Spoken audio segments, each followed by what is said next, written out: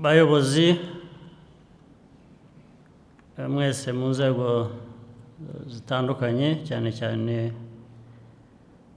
inzego z'ubutabera z'igihugu cyacu muri hano, Chief Justice n'abandi bayobozi muri kumwe, mbanje kubashimira ubutumire kugira ngo nze nifatanye namwe muri uyu mwiherero mwagizemo byinshi mwaganiriye n'ibyemezo byafashwe bifite akamaro.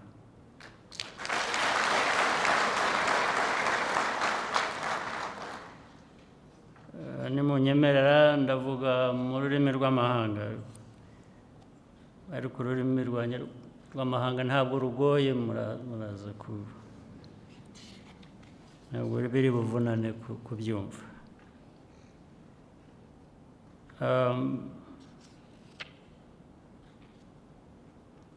First of all, I'm honored to join you as you close your retreat and launch the judicial year, the new one.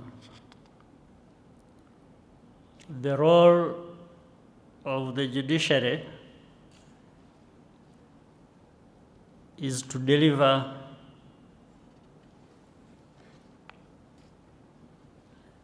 justice. Justice of quality, and that should be timely. That's what Rwandans expect. I'm pleased that every year we continue to make good progress.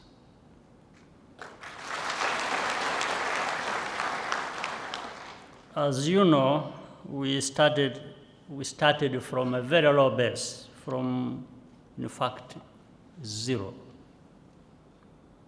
not too long ago, but have now built a justice system that reflects Rwanda's aspiration to be governed by the rule of law.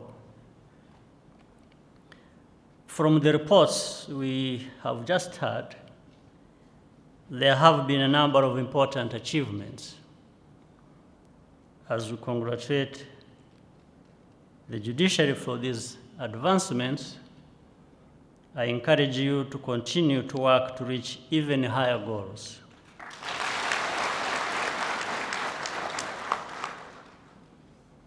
The best indication of your performance is going to be the level of satisfaction of Rwandans and the growing trust between them and the judiciary.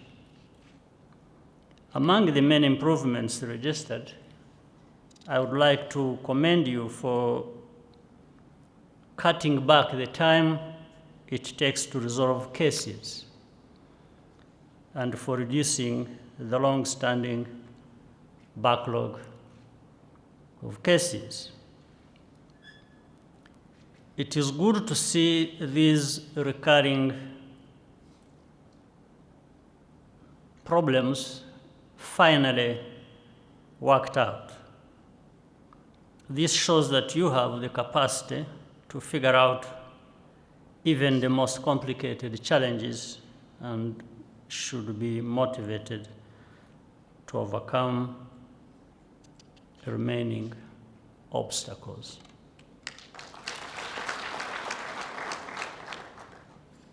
Today, the Rwandans we serve have higher expectations than ever of the state, and I am glad to see that the judiciary is beginning to respond accordingly.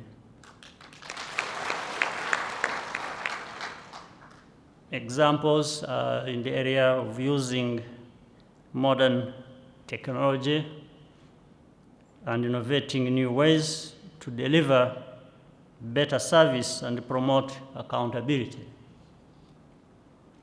Like in every other sector in our country, these methods have earned us good results and are improving the lives of Rwandans.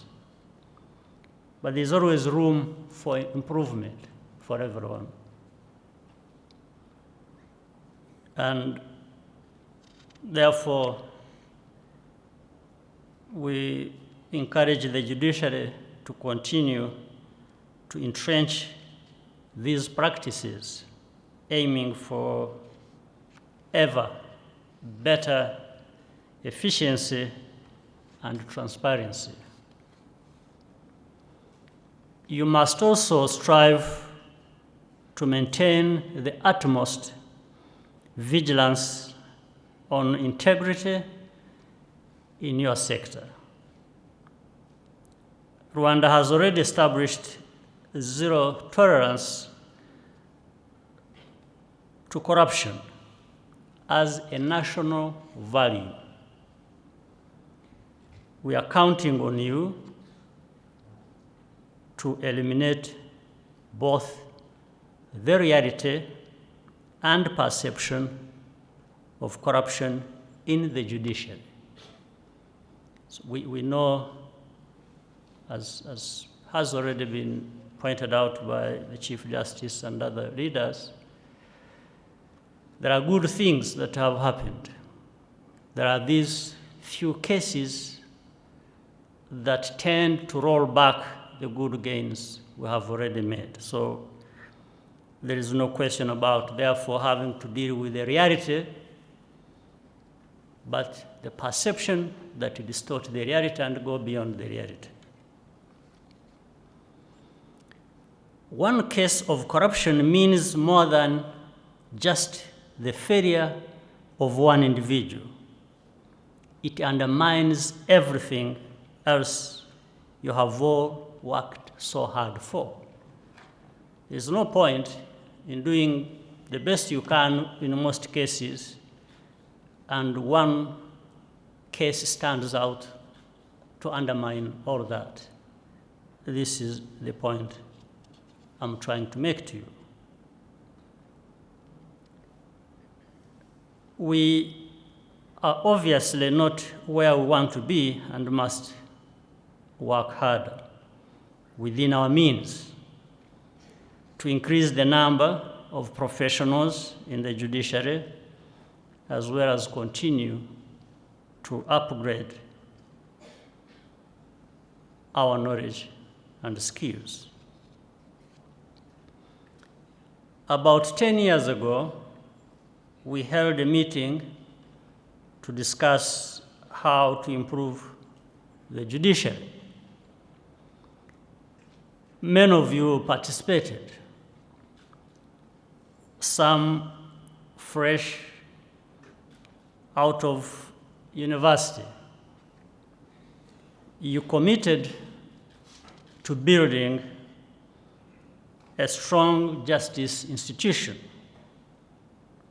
worthy of the new Rwanda. It's therefore important that at a stage like this one, we take stock, we look back and say, what progress have we made? What are the challenges? And what are these resources within our means that we can apply to confront these challenges? I want to thank you for answering that call that we made about 10 years ago, and for your hard work and dedication since then.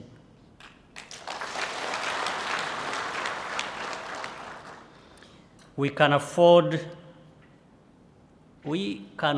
afford to lose sight of where we have come, what we have achieved, and the work that remains.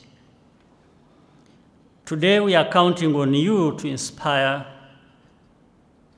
mobilize, and mentor the next generation of judges and other professionals to continue to strengthen and safeguard our judiciary.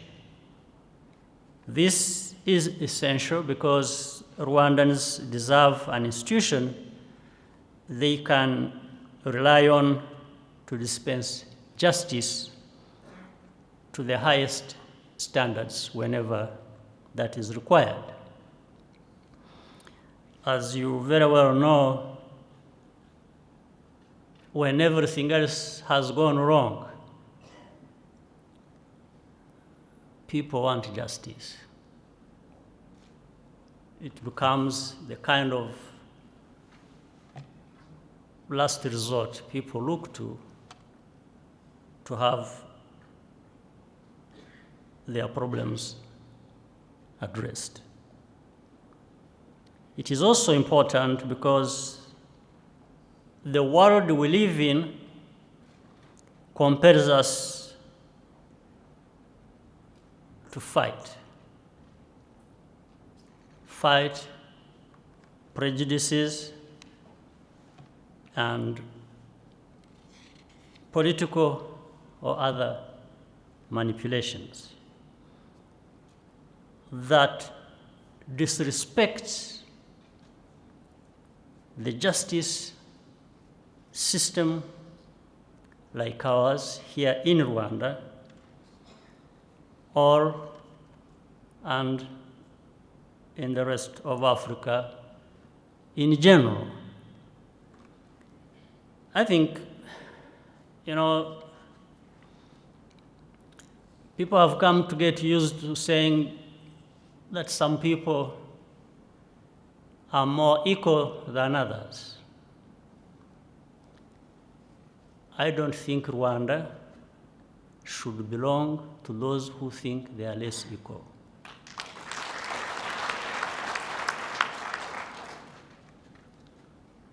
The countries that continue to shelter genocide fugitives or even other fugitives, even though they claim to have the most advanced judicial or justice institutions in the world, need to be challenged. I think it is us to challenge them, to challenge that.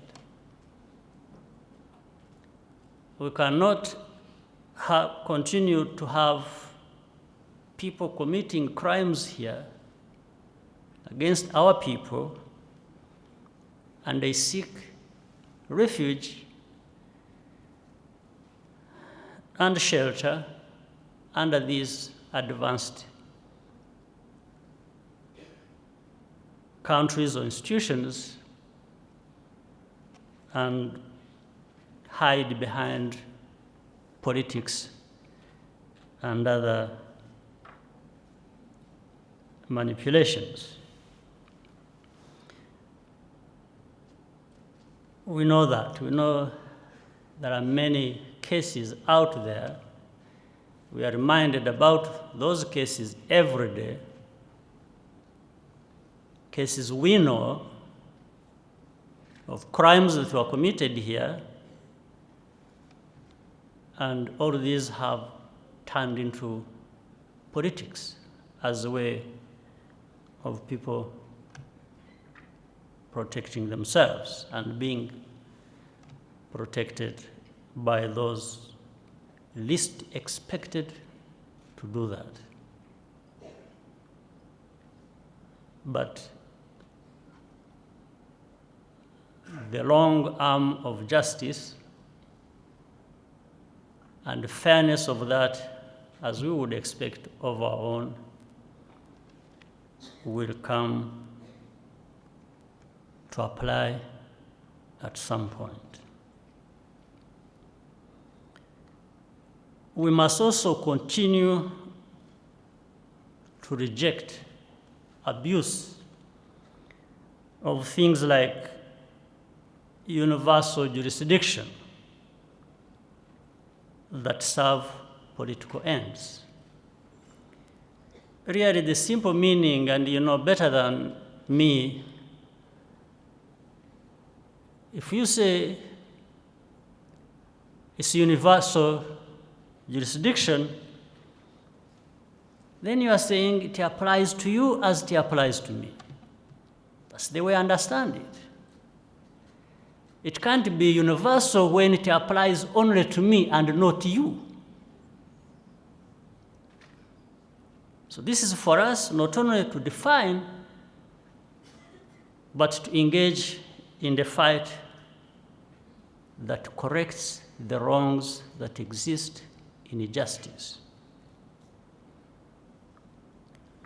We will do this, and will continue to do this, on principle, but also because we have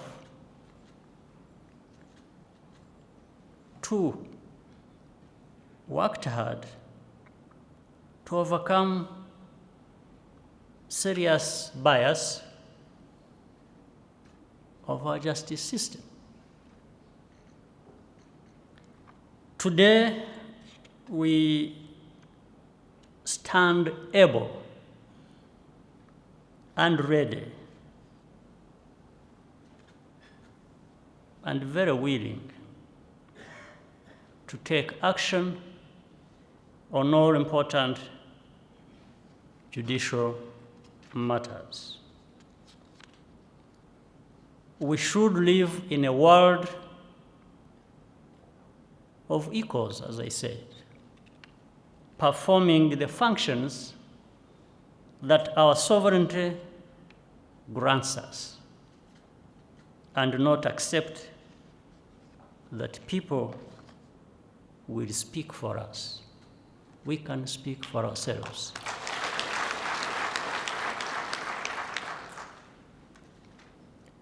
Let me conclude by once again congratulating the judiciary for all you have accomplished, and continue to also urge you to look ahead and know that there is more work to do, not less. And I hope we will continue the very important collaboration both within the judiciary and with other branches of government, so that all together we can take Rwanda, our country, where it needs to be. I wish to end by once again thanking you and have the pleasure of officially launching the new judicial year. Thank you.